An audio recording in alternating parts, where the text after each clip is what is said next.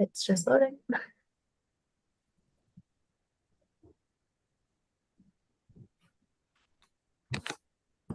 Okay. Are we all ready? Okay, sounds good. And we will be live. So the good thing is it's a really fun topic today, or at least I find is a very fun topic. I think they're always everything's fun in their own way. Like every topic we do, there's always some excitement. Maybe because Yeah, we do it every day. that's very true. But I find this understanding separation agreements is one that a lot of people will have questions about. So yeah, we'll let viewers trickle in. We're live now, and I'm so happy, Darla, that you're joining us for this one.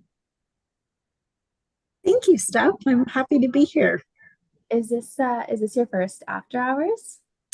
Actually, no, I did an after hours with Russ and Carrie Heinzel on support. So that was very interesting, and I'm happy to be here today. Oh, so you're a pro already now. Yeah, there's a lot of good stuff. It's hard when we only sort of have an hour. I know a lot of there's a lot of different topics that we're going to cover today, and a lot will be pretty um broad strokes, very, um quick and easy, but that's why we offer what we offer to have tailored um an opportunity to receive more tailored and independent legal advice after the fact. But yeah, how was being in office today? I see both Joe and Darla are there. Any dogs in the office today? No puppers in the office today. No puppers today. No. No puppers. Steph, you need to come back. Yeah, Yes. Sadie's snoring on her bed, so hopefully that doesn't come through in the audio. It's crazy, but now it's everyone's fighting for office space. I'm in Daphne's office today. Oh, Yes. really? I liked it better when you were there and Ashley was there. We had our own little everyone had their own offices. Everyone we were the only ones ever in the office. It was nice. Good times. Yeah, it's such a beautiful office too, you know. So makes sense. Lots of light. I remember the first time I ever came in and that waterfall was going. So um yeah, it's a really, really gorgeous space. No, for sure. I like Daphne's office. Might make this a permanent thing over here. We got the window. We got so much space, so much room for activities. We can do everything over here. But you don't have a standing desk. That's what I loved about our little combo office with those standing desks. It was huge. Yeah, I never stood. You stood. I watched you stand. That was Got it. one of my original desks. That was my office. Well, I've had, I think, every office in the entire section, but that was where my standing desk was. Yeah. Yeah. Other people have made it a home. We, we, Yes. we've gotten booted out. You got kicked out. Got the eviction notice. I got the eviction notice. That is, yeah. Oh, that's It's so okay fun. though.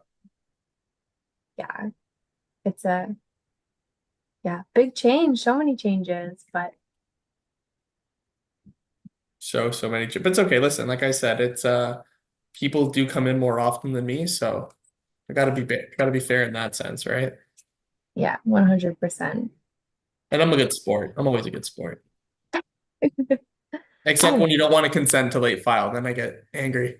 If people don't want to give me any consent, then I'm not a good sport. I'm not a pushover then.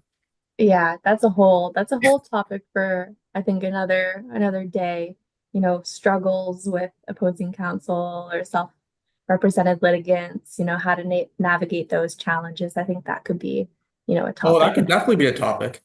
We can add that in one day for a topic. Yeah, we'll canvas the team and, throw that around.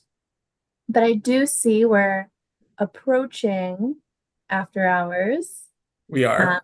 So we'll let a few people continue to join. But in the meantime, Joe, do you mind going through some housekeeping and some intros for us? Yeah, for sure. So, to those on YouTube, as well as those in the Zoom call here, welcome to Family Law Now After Hours. Today's topic is understanding and drafting separation agreements. Very exciting topic. Please note, though, to our viewers, the purpose of this series is to discuss general information on separation, divorce, and other family law matters. And really, any information provided here should not be construed as legal advice. Think of it more as legal information.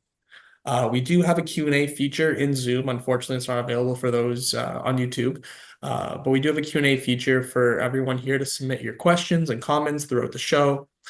And if you do have any questions regarding your specific matter, please either call our office or a lawyer in your area to book a consultation, and you'll be able to receive tailored advice. Also, as always, stay tuned until the end, as we will be sharing how you can schedule a free 20-minute meeting with one of our lawyers. There's 4 very bright people on your screen. I'm going to introduce everyone. First, we have Darla. Darla's the managing law clerk here at Russell Alexander, and she brings an extensive, I don't even know if extensive covers it. There should be a word greater than extensive, but she brings extensive experience in family law and a client-focused approach way of doing it. She prepares court pleadings, financial statements, and support calculations. She does more than that, but always she keeps clients informed and supported throughout their cases. She is recognized as a family law expert, and she retired from teaching at Durham College in 2021. In her free time, she enjoys family, traveling, and participating in charitable foundations and fundraising.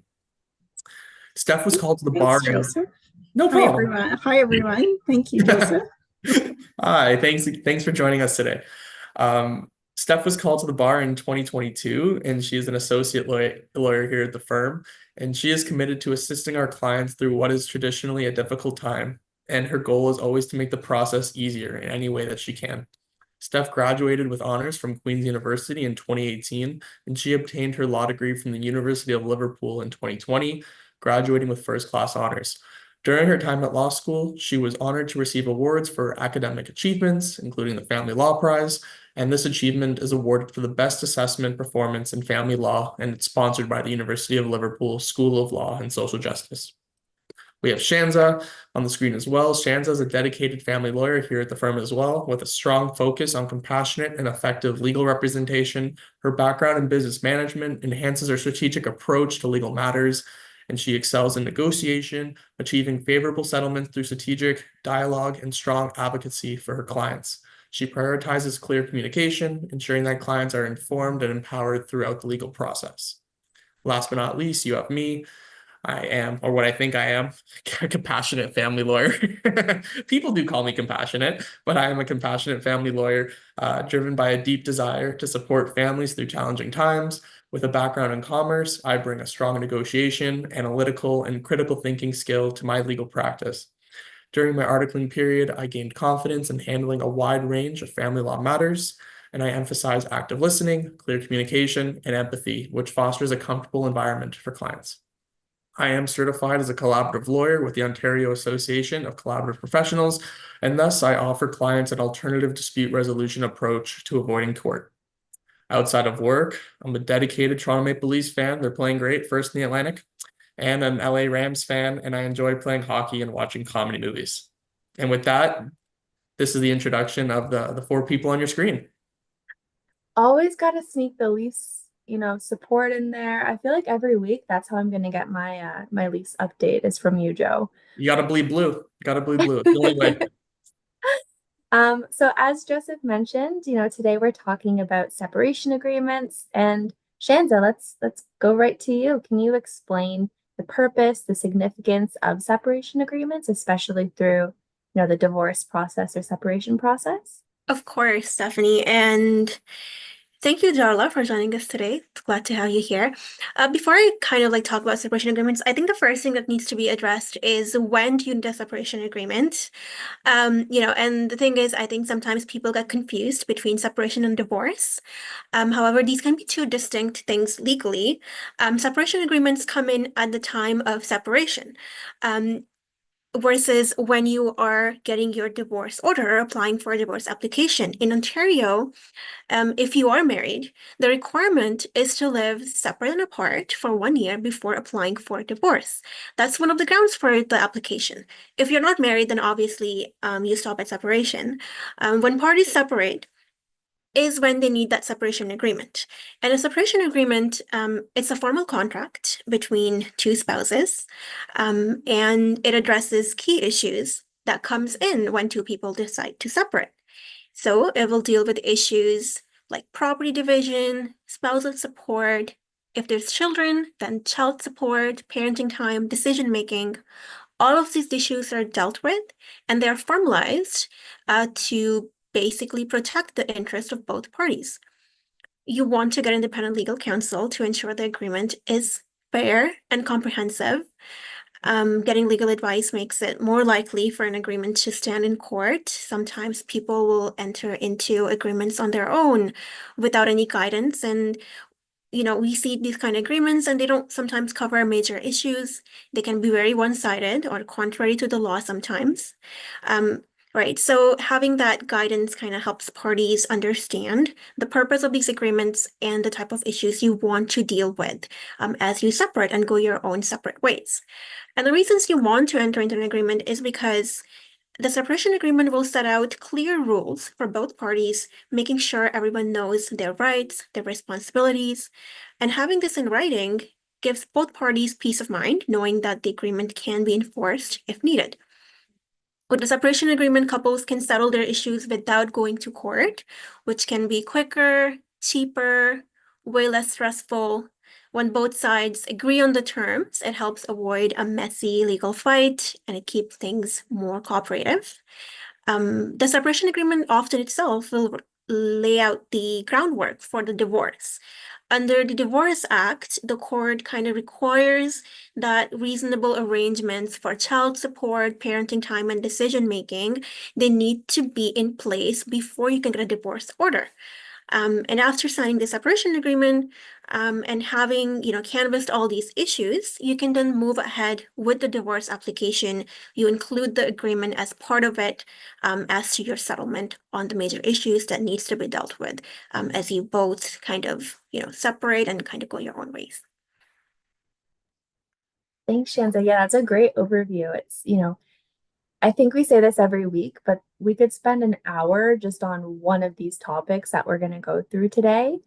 Joseph, do you mind jumping into, I know you can't get into all the nitty gritty, but what the legal framework looks like for, considerations, all that's involved in drafting one of these agreements. Yeah, for sure. So there's definitely a lot of moving parts that come into play. First and foremost, the governing legislation. So separation agreements in Ontario are actually governed by Part 4 of the Family Law Act. So it's provincial legislation, and within the Family Law Act, there's a specific section, and that deals with separation agreements. There are a few key elements of a legally enforceable agreement. The first being that it's a written document. So the separation agreement must be in writing to be legally enforceable. Number 2 deals with signatures. Both parties must sign the agreement in the presence of a witness who also signs the agreement. Number 3 deals with full financial disclosure. So both parties must provide a complete financial disclosure of assets, debts, and income, and failure to actually disclose, especially if it's a material asset or debt, can lead to the agreement being overturned. In my practice, I know lawyers have varying practices about how they go about separation agreements, but I would say the standard practice, and one that I impose in my own practice, is that I get both parties to complete what's called a Form 13 or a Form 13.1.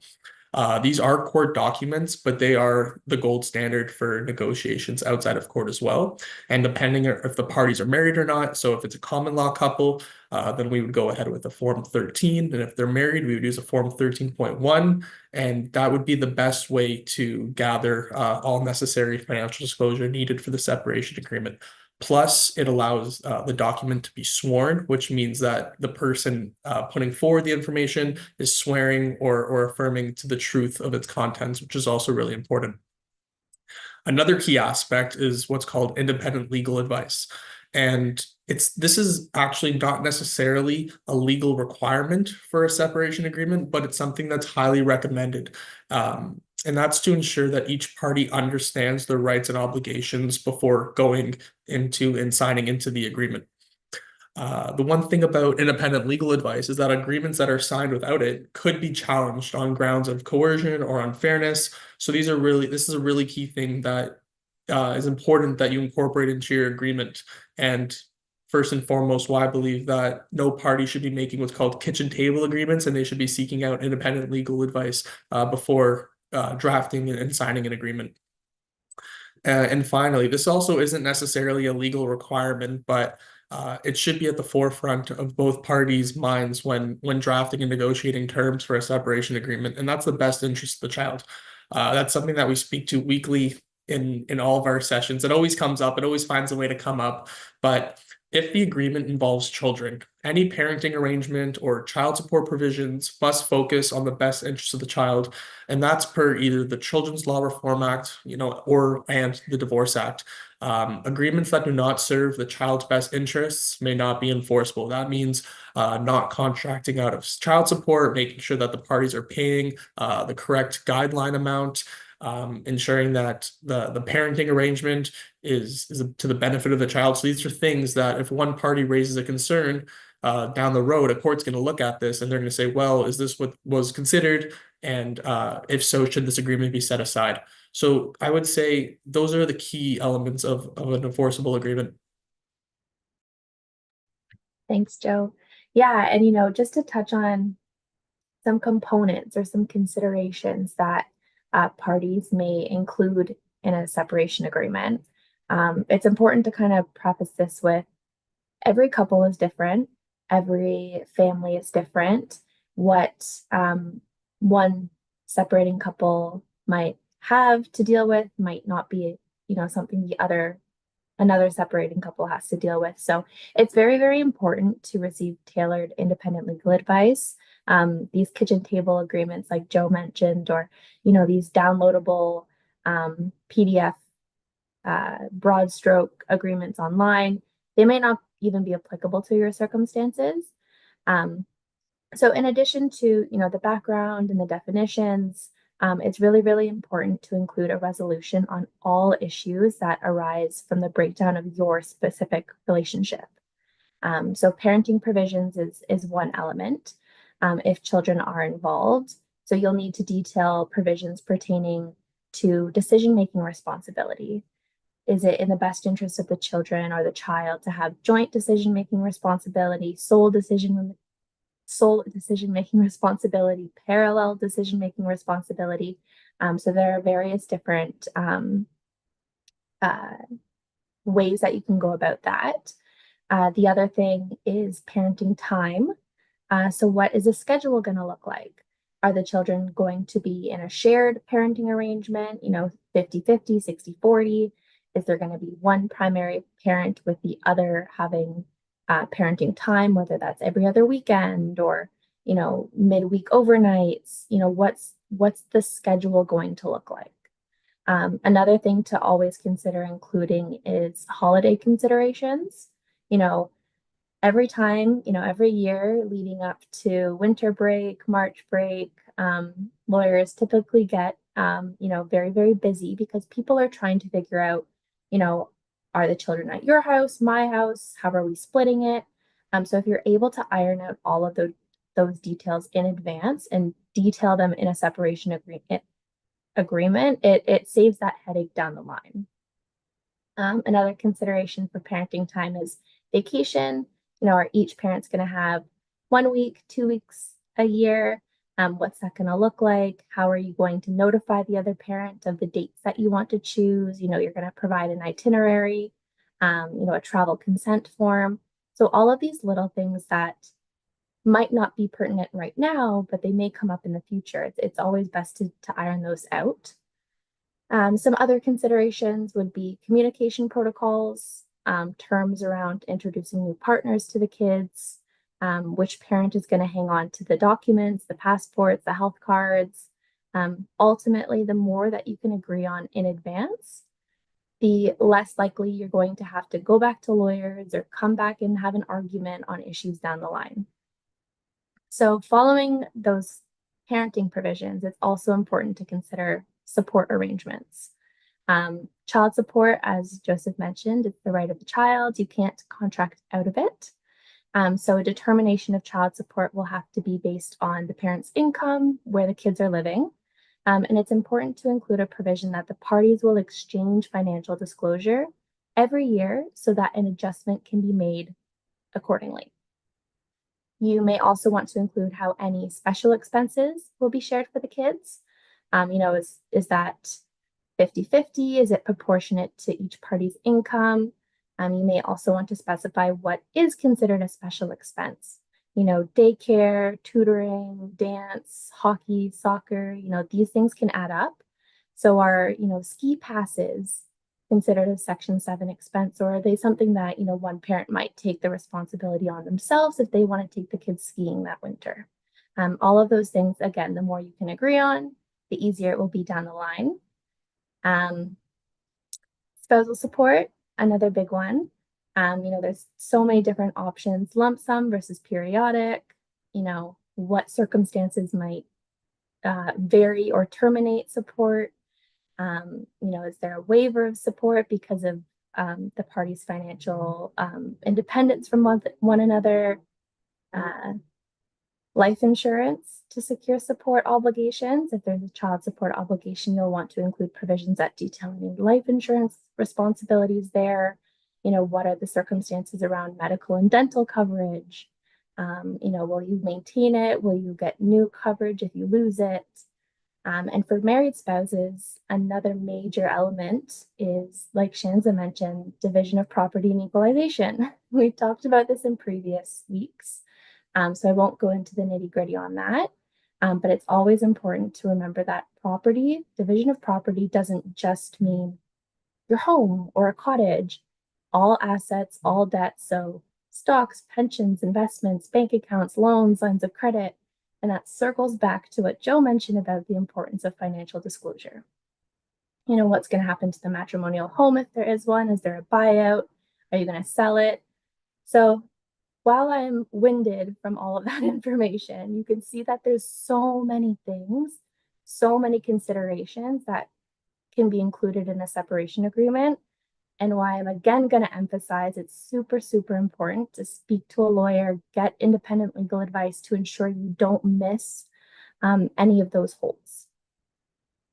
So with that being said, Joseph, I'm going to turn things back to you, maybe to touch on the importance of tailoring separation agreements to unique circumstances and just kind of dive into that a little bit more as well. Yeah, of course. And you mentioned it originally that every family is different, right? Every family unit is different, and it's really important that the separation agreement reflects that. So, you spoke to parenting plans, spousal support, all these things. I'm just gonna sort of repeat a little bit of what you said, add my own little twist to it. But first and foremost, with respect to parenting plans, custom schedules can really be created to fit the children's routines, dealing with their schooling and extracurricular activities. And the agreement should be flexible enough to adjust for changes like a child's growing needs or changes to the parents' work schedules. So obviously the situation today is going to be different than the situation 2, 5, 7, 10 years from now, especially if the separation is occurring at an early stage of the child's life. Children grow, they get involved in new things. Certain factors become more relevant than they were previously. When a child's first born, you're not necessarily thinking about where they're going to be attending school necessarily, whether it's going to be a Catholic school, whether it's going to be a public school, whether it's going to be a private Montessori. So these are things that may not necessarily be thought of at the first instance, but it's really important to plan for these things in the separation agreements. We'll speak later how they can be modified or changed, but when you draft the agreement, first and foremost, you want it to be the best version. You don't want to have to worry about modifying it down the road. So you always want to include things that are tailored to your family's needs and minimize the future event of having to modify these agreements. Going back to spousal support that Steph spoke about, Support can be structured in a way that accommodates the parties' financial situations. This can be through a lump sum payment, periodic payments, or sometimes even a mixture of both. And sometimes we do that when we speak to financial professionals. It's a way of being tax conscious for both parties.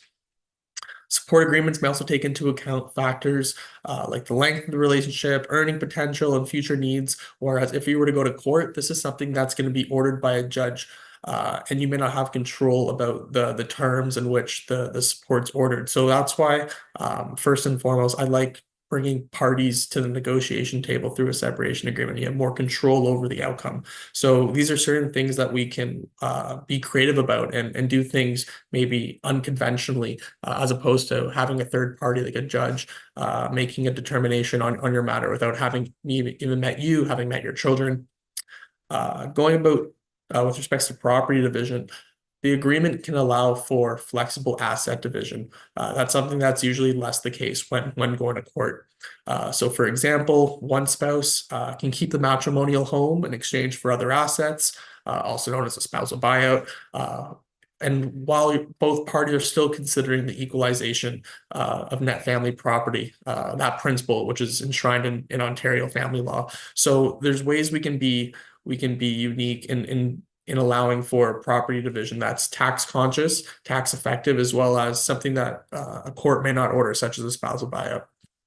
Parties can also account for specific debts, pension plans, jointly owned businesses, and as well as in a customized way. Like again, it can be tax conscious, and just ways that a typical court or a typical judge either can't or won't order. So it really brings the bargaining chips to both parties, and it gives you a lot more control how things will play out. With respect to child support, agreements can provide support above the basic child support guidelines if parents want to include expenses like private schooling, if they want to include additional Section 7 expenses like extracurricular activities. These are things that can be planned for in the agreement, well, I'm gonna sound like Russ now for a second. Whether little Johnny wants to do extracurricular activities, these are things that can be prepared in advance and they can be planned for in advance, which is really, really important. So I know you sort of spoke about these things. I sort of touched on them a little bit more, but being able to negotiate terms in a separation agreement outside of court is parties' best bet at both sides being happy. They might not be ecstatic about the agreement because if both parties are having to compromise, no one's going to always be 100% happy with the agreement.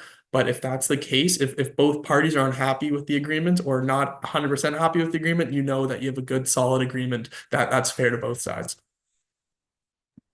Yeah, 100%. And I think that's a conversation many of us have had with clients, weighing the pros and cons, the cost benefit analysis of coming to an agreement, compromising versus spending gosh knows how much money on litigation to have this third party who doesn't know you, who doesn't know your family, make a decision on what your lives are going to look like from here on out.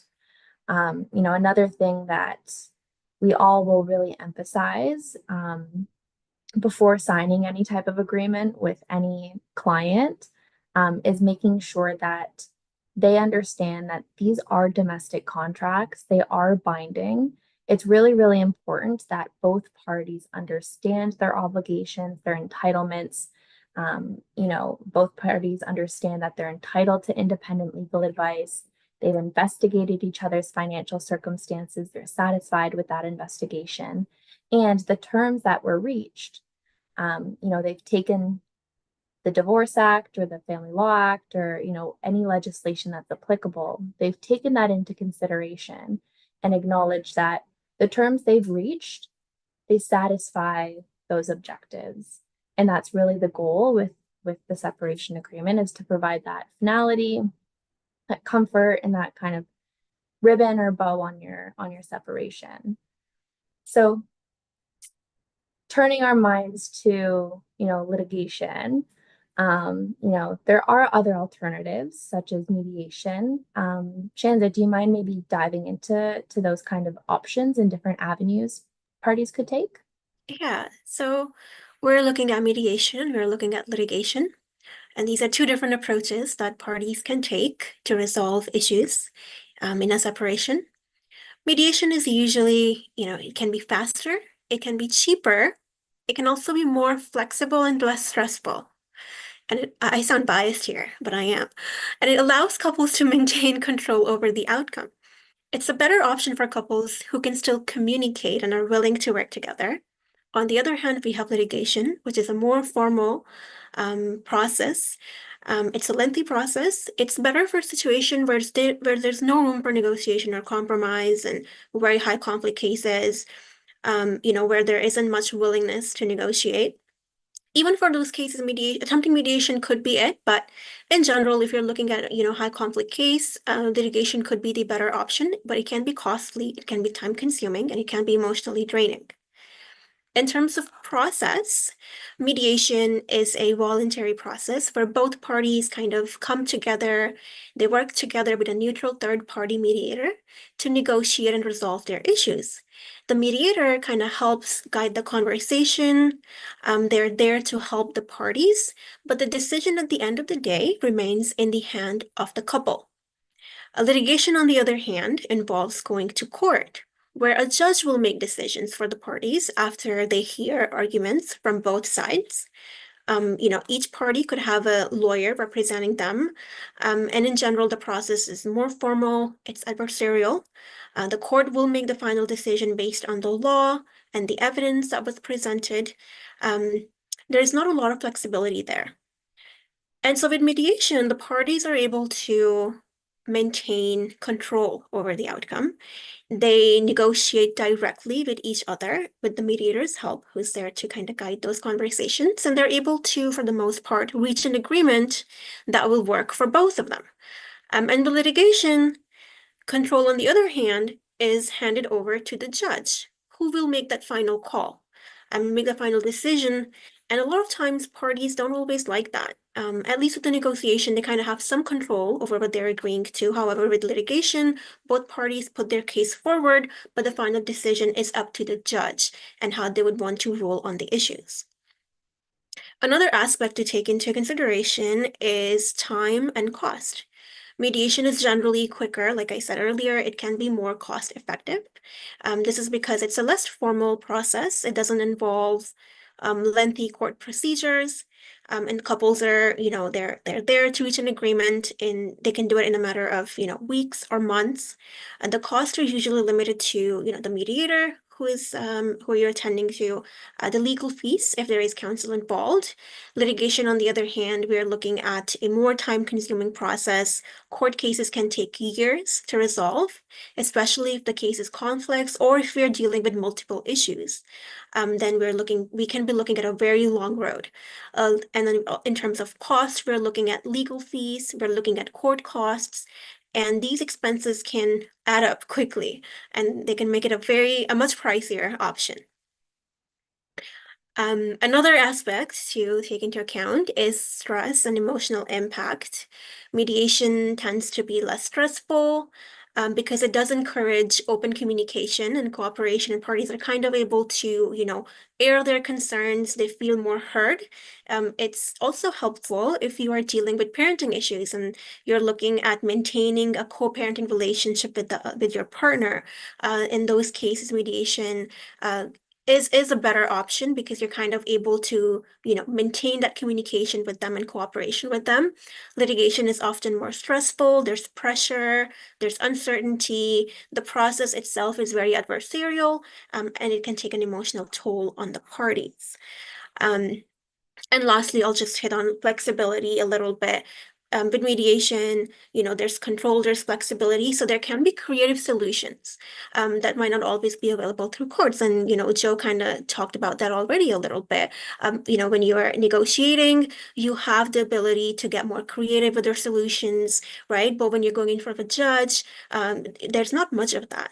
The judge has the authority to issue, orders. Sometimes they may not have the authority to issue an order that you would have agreed to if you were in negotiation. And their orders are based on the law and precedents, so there is less ability to craft a more personalized solution. I think couples, for the most part, should try mediation first and turn to litigation if they feel like an agreement is less likely to be reached. But it doesn't necessarily has to be this way though. So if you're in litigation, you can always still consider mediation, if the circumstances make it a feasible option for you. Absolutely. And I think I see it a lot, especially around the matrimonial home, these unique circumstances. There is no right of first refusal. So a court may not be able to order one spouse to buy the other out. However, it doesn't mean that arrangement isn't in accordance with the law. It's, still satisfies objectives. It's just the solutions that are still legal, still legally binding that you can come to in the separation agreement realm may not be the same arrangements that a court would just order based on precedent. Another thing that just jumping off of the mediation versus litigation discussion is a lot more agreements, and this is something I fully support, include dispute resolution clauses. So if you come to an agreement, and a few years down the line, maybe there's a huge change that you could not have otherwise seen, and something needs to be amended, it needs to be varied. If you have a dispute resolution clause, it sets out the steps that you would take in order to vary or change that term. So instead of one spouse just running to court automatically, incurring all these legal costs, having the other spouse, come to the table as well, get a lawyer, all of these things, if you have a step-by-step guide on how to resolve any future disagreements, both parties have an obligation to follow through with that process, whether it's you're going to negotiate first. If you can't come to a resolution through negotiation, then you'll turn to mediation or collaborative process. And only once you've exhausted all of these alternative dispute resolution processes, then you'll turn to court. And I find that a lot of returning clients or clients that had a separation agreement and then come to us later when there's this issue, when they have that dispute resolution clause, it saves a lot more time, money, and emotional stress to renegotiate those little bits and pieces that maybe weren't applicable or not considered at the start. I put one in every agreement, always. Yeah, always. It's such a fundamental tool to have, and I would encourage all lawyers, all clients to really think about and put one in. So we're going to jump back a little bit to financial disclosure. It's a huge piece, especially not only for separating, married spouses, but also common law couples too. You've had this relationship together. There's a lot of, financial intertwinement going on. So Section 56(4) of the Family Law Act states that a court may, on application, set aside a domestic contract or a provision in it if a party fails to disclose a significant asset or debt when the contract was made, which is why financial disclosure is super, super, super important. Just like Joseph said, we have these forms. They are court forms, the Form 13 or the 13.1. Those can be exchanged. They're sworn documents. So, if you lie or you fail to disclose, a court looking back on this, years down the line will be very, very unimpressed with the lying party. There's other avenues to go for sharing disclosure as well. A statement of income, assets, and debts. Again, it's protecting you. It's protecting the integrity of the agreement, that exactly what existed at date of marriage or date of cohabitation for common law spouses and date of separation. So that you're dividing your finances in a way that satisfies the objectives of our legislation. Darla is such a master at these financial statements. All of the clerks at our office are. They do them. I'm sure you could do them in your sleep, Darla. Do you mind touching on what that process looks like for completing financial disclosure? Yes, definitely. Thanks, Steph. And you are right. I think I could do a few of them in my sleep. So just like Shanza and Joseph and Stephanie have reiterated, there is a requirement or an obligation for parties to provide full financial disclosure by way of financial statements and supporting documents supporting financial disclosure. So the financial statements themselves are kind of broken down into the primary parts of income, expenses, assets, and debts.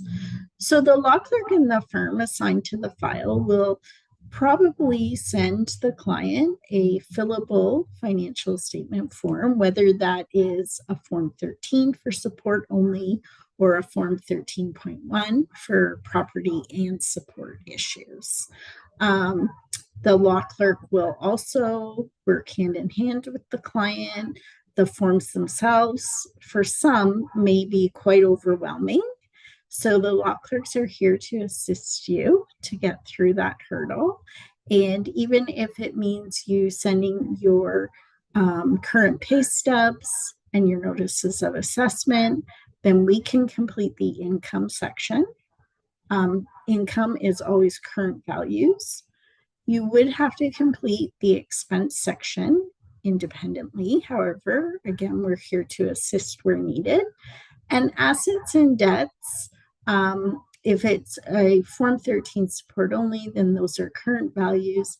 And we're going to ask you to supply your bank statements for anything that is an asset. Think of it as a plus value. So RSPs, TFSAs, any other bank accounts, where a debt is a negative. So that would be your credit card statements or lines of credit or any other type of loans, a car loan that you might have.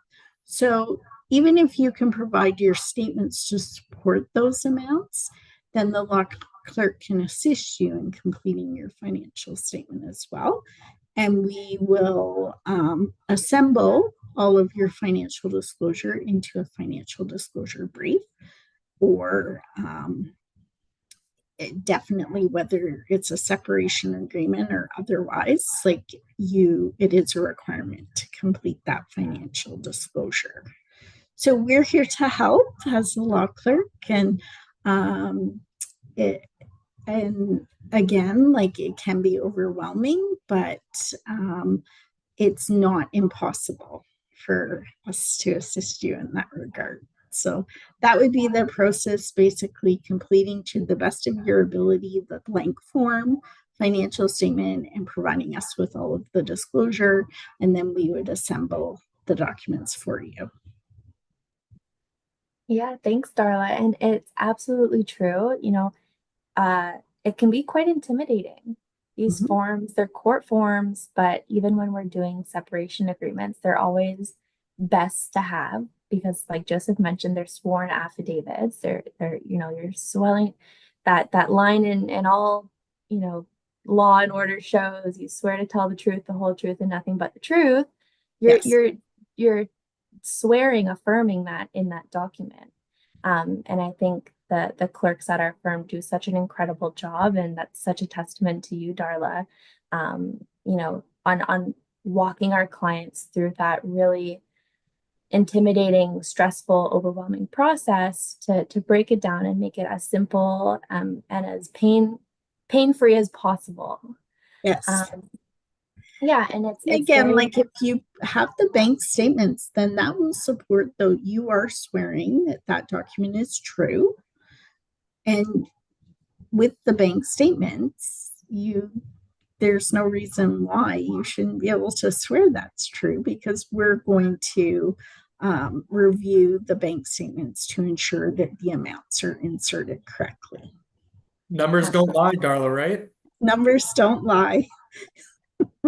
Exactly. And, all of this, due diligence and supporting disclosure that we ask for, that our law clerks ask for, it's ultimately to protect you, to protect the integrity of the agreement so that you don't have to worry about 5-10 years down the line. If something was missing or you failed to disclose something, it's going to shake the integrity of the agreement and you might be brought all the way back to square one. So that's why it's super, super important. I'm sure any lawyer, any, um, competent family lawyer will always stress the importance of financial disclosure, along with independent legal advice, which we touched on earlier as well. So that's kind of our big emphasis on that financial piece. But I'm going to jump back now to what Joseph briefly mentioned about the best interest of the child and taking a child-centered approach for the parenting component. Shanza, do you mind diving a little bit deeper into the significance of prioritizing the best interests of the children? Yeah, so a child-centered approach focuses on making sure that the decisions that are made during separation or divorce are in the best interest of the children involved.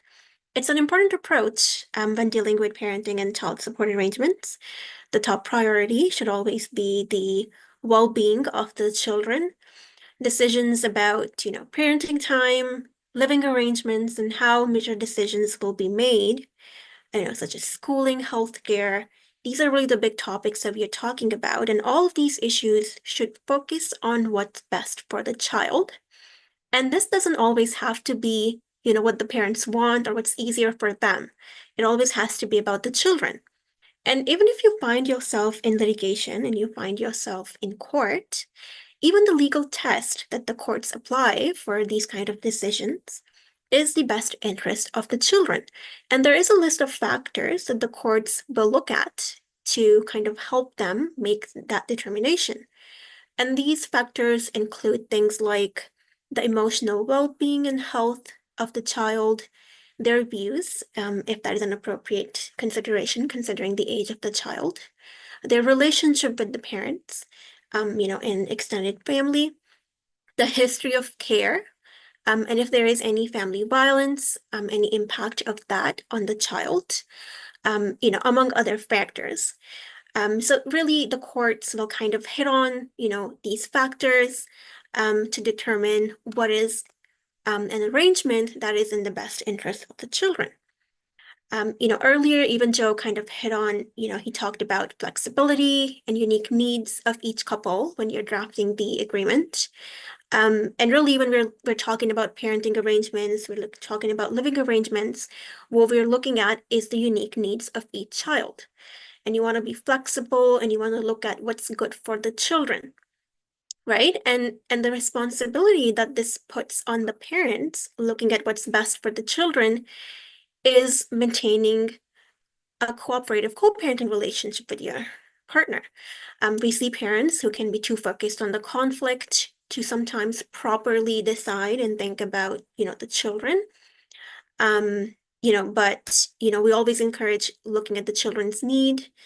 You should encourage their relationship with both parents, and both parents should, work together, look past their differences, to make decisions that are best for their children.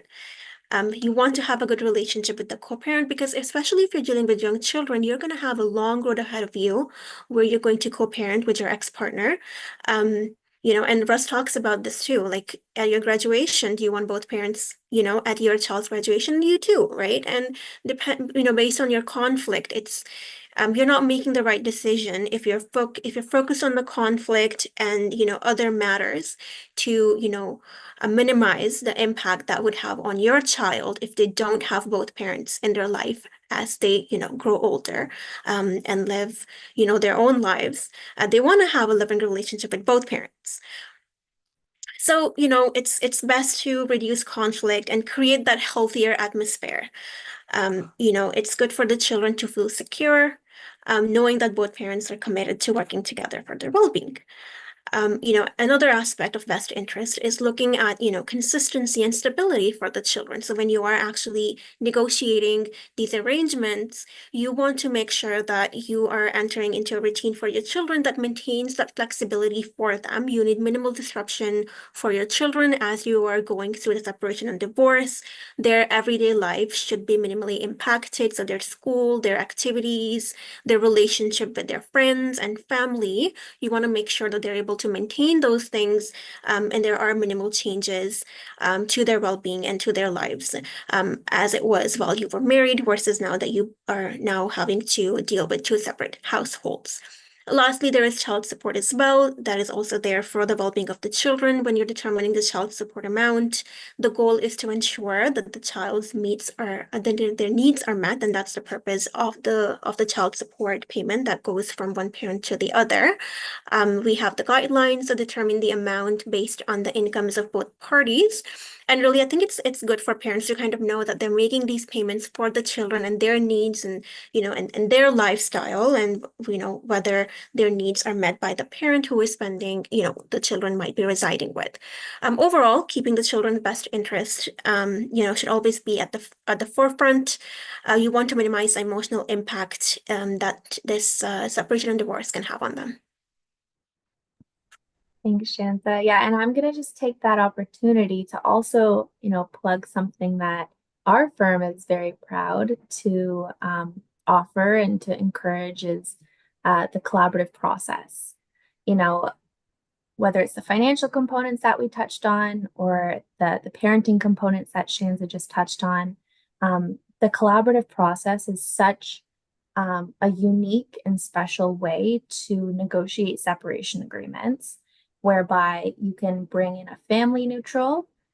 This could be a professional that has, a child development background. You can also bring in a financial neutral, someone who maybe is great with, business valuations or just understanding the complexities of tax implications, something that Joseph mentioned as well. And the purpose is you bring these neutrals on, they work with the parties kind of offline at more often than not a reduced hourly rate, and they provide a neutral position. So it's not, coming from the other lawyer where you might question it, or, it's a unique way to present information, findings, and help navigate any resolution on those issues, whether it's parenting or financial.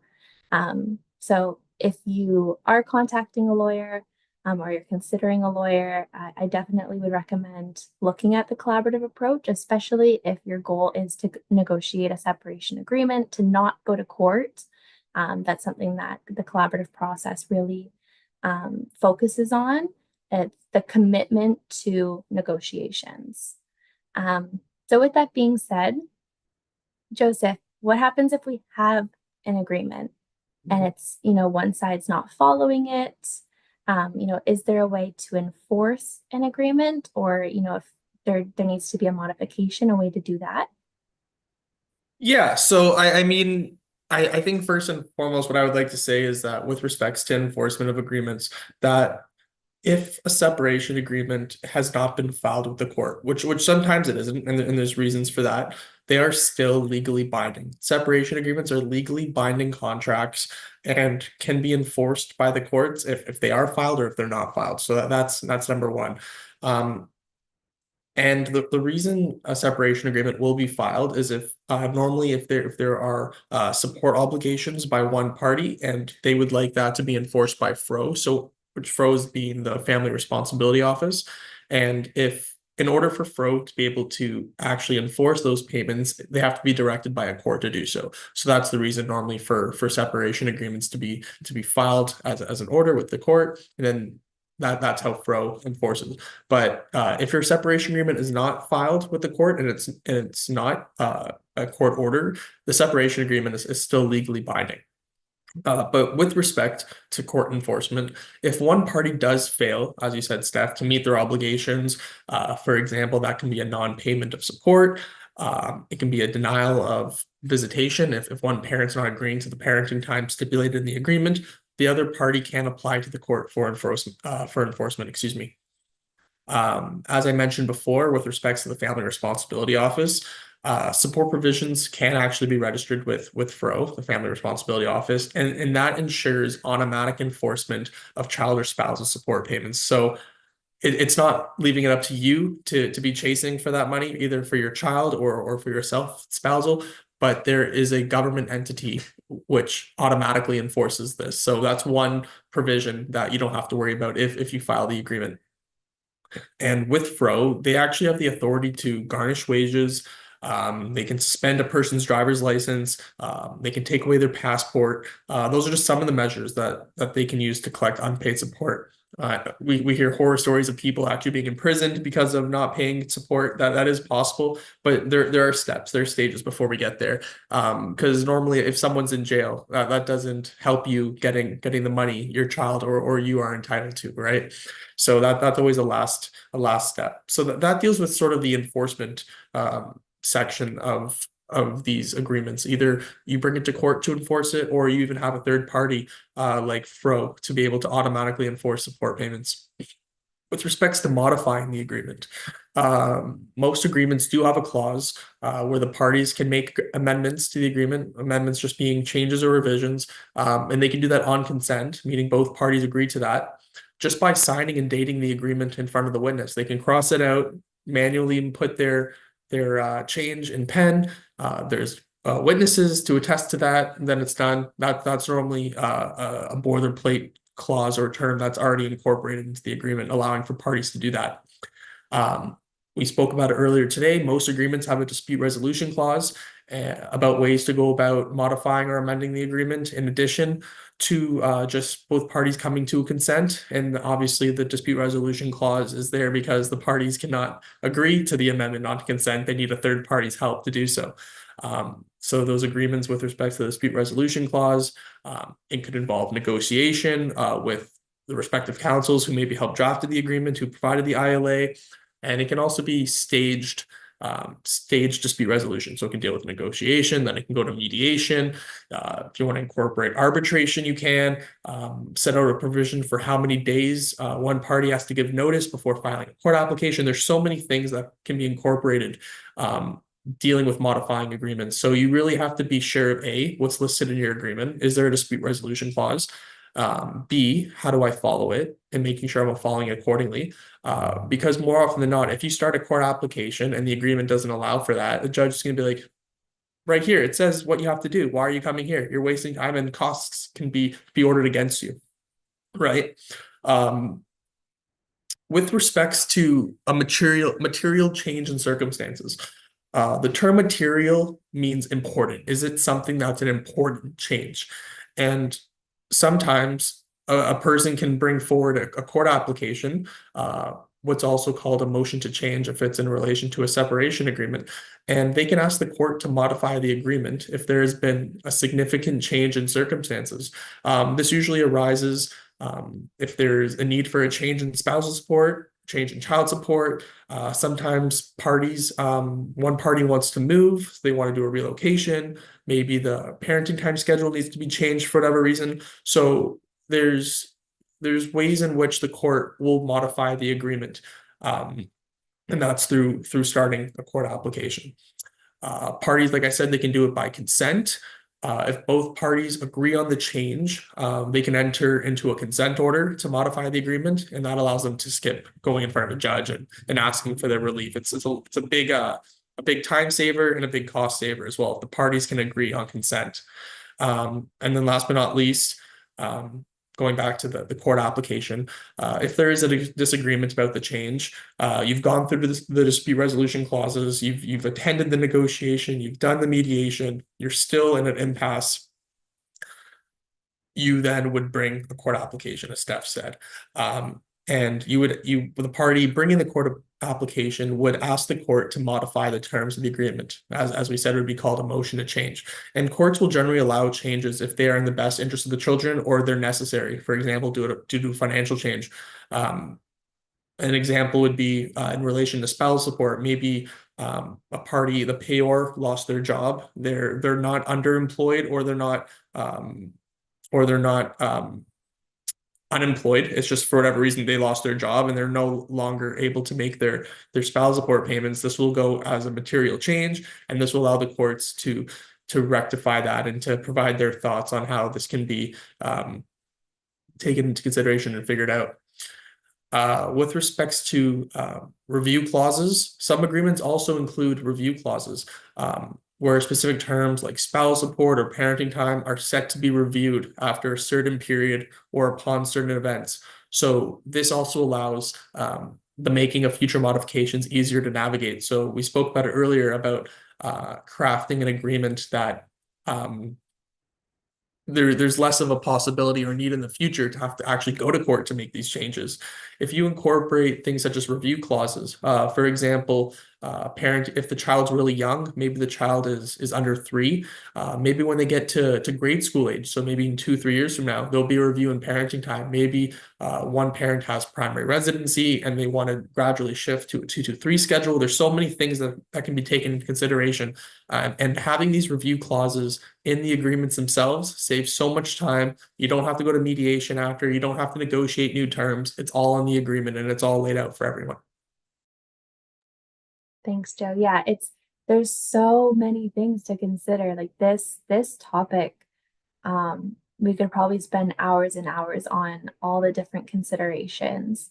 Having those review clauses, dispute resolution clauses, all the if, ands, or buts that could happen or that might arise, or what's considered a change, what is not. It's a lot of things that if parties are negotiating agreements without counsel, they might not turn their minds to these considerations. But as lawyers, when we're drafting these agreements every day, when we're talking about these issues, whether it's through negotiations or litigation, we have that sort of outsider's lens or that outsider's perspective to be able to ask those questions. I can't even count how many times I've brought up, to a client with really, really young kids, well, have you thought about post-secondary education? Have you thought about if, the child is going to do a year, a high school exchange and go abroad? What's going to happen then? And it sort of is a light bulb moment, like, oh, I didn't even think of that, but that's such a great, consideration. Here are my thoughts on it. Here are my goals.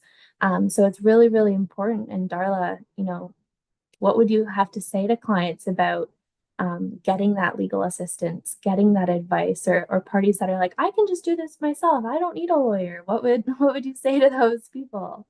I would say we are here to help. The lawyers are here to help you draft, prepare, negotiate your separation agreement, and provide you with ILA. The law clerks are here to assist you in navigating the financial statement and financial disclosure. And as you touched on, Steph, the collaborative process also allows parties to bring in a family professional with respect to parenting issues, or a financial professional with respect to preparing the financial documents or valuations. So we are here to help, to save costs if we are communicating with you or emailing you and asking you for information.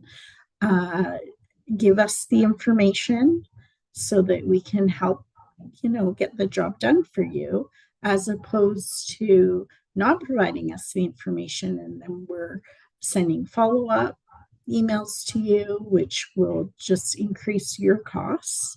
So definitely provide whatever information we're requesting so that we can help get that agreement completed for you. We are here to help. Thanks, Darla. Yeah, I think, I've even had clients come to us. They have a kitchen table agreement. It's not necessarily signed yet, but they said, these are all the provisions. We already agree. We just want to get, check the box.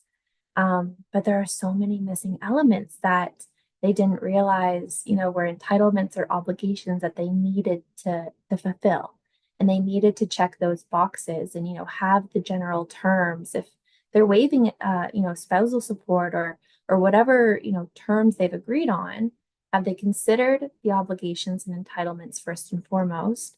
And have they even, have they included language that protects them, that protects the integrity of the agreement to be enforceable later on? So always, always, always get independent legal advice. I know a lot of concern that some of our clients will face is their ex doesn't want to spend money on a lawyer, doesn't want to get independent legal advice. There are remedies that we can implement, such as a waiver of independent legal advice. It very, very explicitly lays out that they had the opportunity to get counsel. They've been strongly encouraged to get counsel. They've been provided with super ample time to get counsel.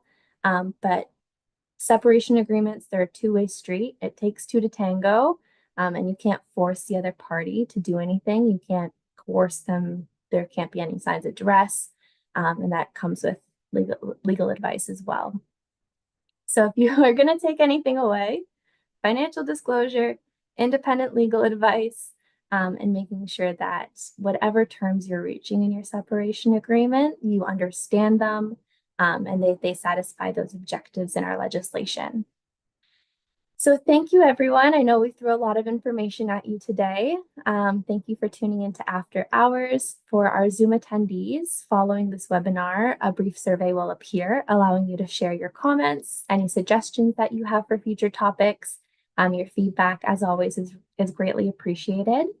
Also, as Joe mentioned at the beginning of today's show, to take advantage of that opportunity for a complimentary 20-minute meeting with one of our lawyers, please provide the code After Hours when scheduling your appointment. You can do that by calling our office. We have operators on standby right now to take your call. Or you can also email Nicole in our intake department at nicole@russellalexander.com. We do ask that you register for your appointment before noon this Friday. Your appointment itself doesn't need to be before noon this Friday, but just to make sure that you get booked in. We also have registration open for our next event. So go to russellalexander.com/familylaw now to check out that event, to register, and to also see any upcoming events that may be interesting to you. So again, thank you to our panelists. Thank you, Darla, for joining us. Thank you, Shanza and Joseph. It's a pleasure as always. And thank you to our audience members for tuning in. We hope you have a wonderful night.